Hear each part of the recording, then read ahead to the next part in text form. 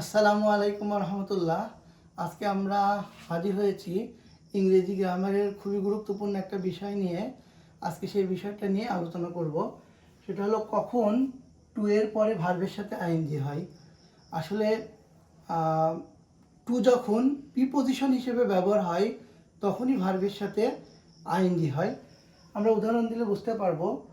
আমাদের প্রথম উদাহরণটাই বলা হয়েছে, I am used to waking up early in the morning। এখানে এই টুটা প্রিপোজিশন, যার ফলে ভার্বের সাথে আইএনজি হয়েছে।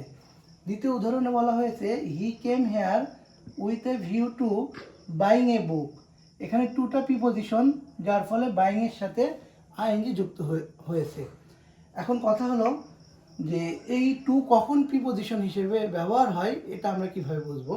খুব সহজভাবে বলা যায় যে টু যখন একটা বাক্যের অংশ হিসেবে ব্যবহার হয় তখনই এই টুটা প্রিপোজিশন হিসেবে ব্যবহার হয়। এমন অনেক ফ্রেজ আছে যে ফ্রেজগুলোর পরে আমরা ভার্বের সাথে আইএনজি বসাতে পারবো।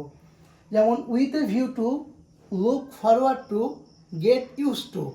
এই ধরনের ফ্রেজ যদি আসে এবং তারপরে যদি আমাদের ভার্বের একটা কোনো রূপই থাকে, সেই রূপকে আমাদের মূল রূপ করতে হবে, করে তার সাথে আইএনজি দিতে হবে।